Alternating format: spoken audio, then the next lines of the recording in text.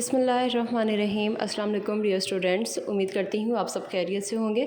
किंगवे group of schools की तरफ से हम आपको ऑनलाइन लेक्चर्स भेज रहे हैं जिसमें जमात शीशम की जोग्राफिया को हम पढ़ रहे हैं। इसमें हमने शुरू किया है बाब नंबर 2 जो कि हमारे पास है ग्लोब नक्शे और उनका इस्तेमाल, जिसमें हमने नक्शे के बारे में पढ़ा है और ज़मीन के तूल बल्द और अर्ज़ बल्द के बारे में पढ़ा है। आज का जो हमारा काम होगा उसमें भी हम कुछ मुख्तसर सवालात देखते हैं और उनके जवाबात को हम देखेंगे।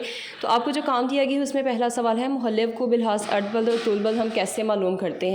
तो नक्शे पर जो इलाके अर्ज़ बल्द के साथ शमाल जिनके साथ दर्ज होगा वो ख़त इस्तिवा के शमाल में हम देखेंगे, और जिन इलाकों के अर्ज़ बल्द के साथ जनूब होगा उन्हें हम ख़त इस्तिवा के जनूब में देखेंगे, क्योंकि अर्ज़ बल्द जो है वो ख़त इस्तिवा के साथ होता है।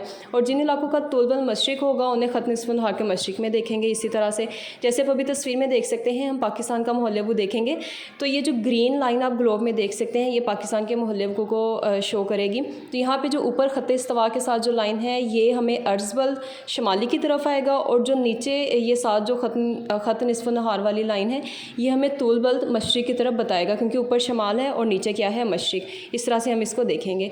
नेक्स्ट हमारे पास है टाइम जोन्स किसे कहते हैं। तो जब हम वक्त को फ़र्क के लिहाज से 15-15 दर्जे तूल बल्द की पट्टियों में तकसीम करते हैं उसको हम कहते हैं टाइम जोन्स। जैसे आप देख सकते हैं डिफरेंट ममालिक का जो टाइम है वो डिफरेंट होता है। अभी आप यहाँ पे देखें ये ज़ाविया आपको नज़र आ रहे होंगे, ये मगरिब के बिल्कुल साथ 0, 15, 30 डिग्री। तो ये सारी पट्टियाँ हैं जिनमें वक्त जो है हर पट्टी में वक्त जो है वो एक जैसा रहता है।